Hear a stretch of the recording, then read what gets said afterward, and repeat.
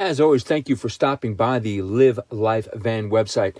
One of my favorite subjects, I'm going to say it is my favorite subject, is this solar.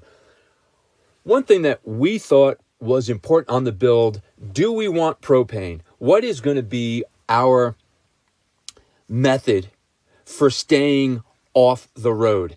And we thought Mother Nature is going to be the best solution. So what we did is we jammed this bad boy with 740 watts of solar and a 400 amp hour battery made by Lithionics. I talked about it in the other video. It is the only American-made battery that is UL approved. Others claim to be UL approved, but they are not UL approved for these types of batteries. Lithionics, been around the longest. I cannot stress it enough. During the video, you'll see some of the components that we're talking about here, coming up right here. Actually, there's our Lithionics BMS. That's a battery management system. All of that stuff, you can give me a call. I'd love to chat more about it with you. But I want to talk about functionality. And so here we go. Look, we're going to take the industry average of 5.5 hours of sunlight a day. So we're going to take our 740 watts of solar divided by 12 volts, that's what our system's generating, and we're able to get 56 amps an hour times 5.5 hours equals 313 amps a day.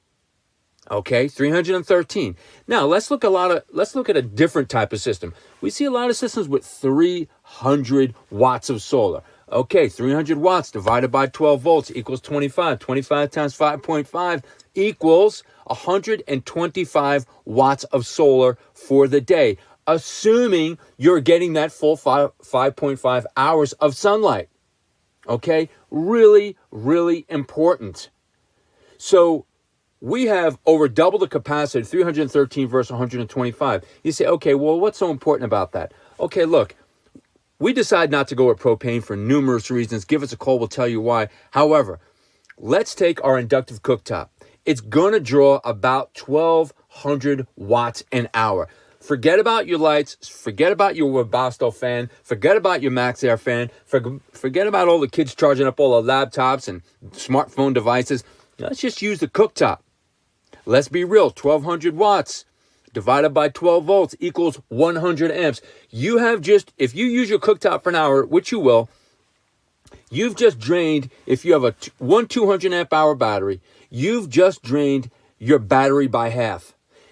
Assuming you get full sunlight of 5.5 hours a day, you're going to get 125 amps back into the system. So you will be able to recharge that battery, providing there is sunlight. What you're seeing is an example here in our system. We're generating close to 250 watts, and that's a picture of the day on a cloudy day because we have 700. So we're generating about 33% of our potential solar on a cloudy day. The importance, I cannot stress enough. And lastly, here it is. We have a Bomber DC to DC regulator. Please don't get suckered in by one of them Sterling regulators that says it's going to go 70 amps using your lead acid battery to convert it over. It's not. This is a Bomber DC to DC regulator. The link is on our website. This is actually at idle. We are generating 202 amps at idle. If we drained our battery by 50%, we can let it idle for an hour and we just got all of our battery back. If you're using a DC to DC regulator by some off-brand, it says 70, you're going to get 60. Do the math. It's going to take 3 hours just to charge your battery back up. Give us a call, Live Life Van. We're passionate about this. We love to hear from you.